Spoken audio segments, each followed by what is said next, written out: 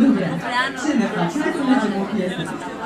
Serios, zice, fără microfon. Fără microfon. Bravo, Giorgio! Bravo! Este un joc, hai să-l tratăm ca atare și hai să ne simțim bine. Ce contează dacă știi sau nu știi? Uite și-au cântat cu Sergio și n-au știut piesa.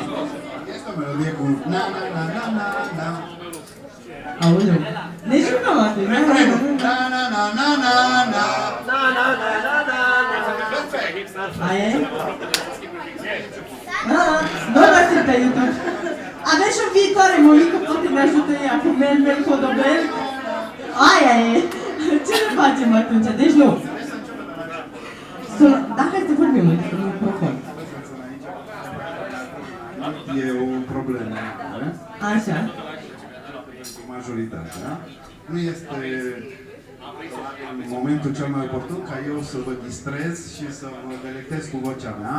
Prietenii au vrut asta și le-au închis aici în față. Autografele la poartă. Sunt aici pentru voi. Dacă doriți, eu pot să încerc. La masa lui Marius, acolo Marius care dansează așa eveniment. Cineva la masa ta care cântă? Nimeni care numai tu cânti, Marius? Aoleu! Cu ce prieteni ai venit cu Marius aici? N-ai știut că vii la o seară de karaoke? Pe așa ne-am vorbit noi? Așa ne-am înțeles noi? Detalii dorim, detalii. Detalii, auzi, detalii. Am zis și eu așa. Bun. Deci piese în limba română nimeni nu vrea să le cânte. Nu vor piesele în limba română, ce le facem? O sole mio, Giorgio. Pe aici le ajutați dumneavoastră. Nu, un pic așa. Dacă mă ajută, mă Ernesto, aș putea să fac un... Ia hai să venim cu microfonul la Ernesto. Hai că am găsit și piesa.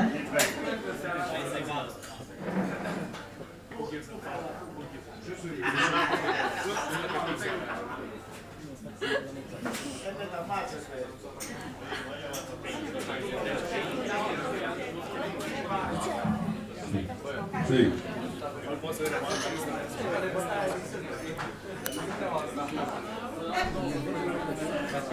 Deci începe cu refrenul. Na, na, na, na, na, na.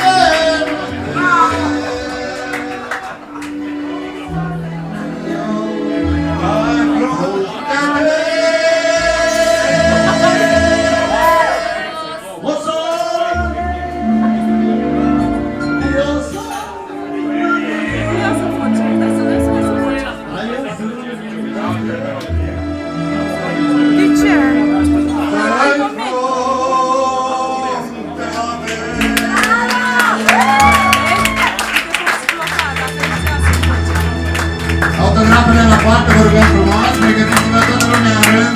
Refrenul, doamna!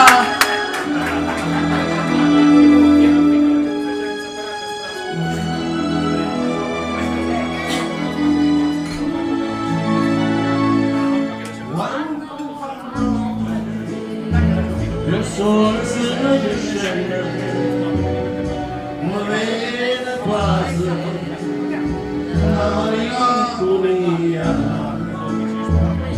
Sotto la finestra, tu resta via.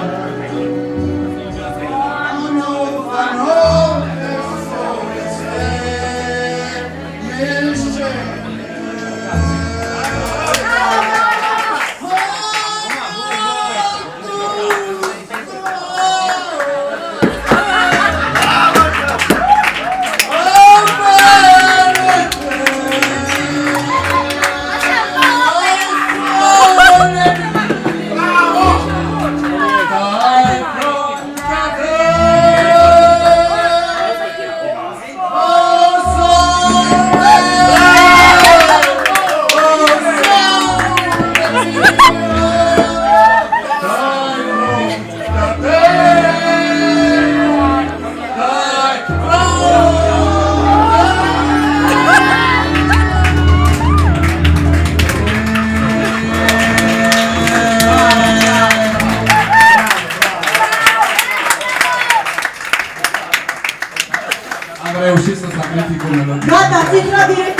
finală.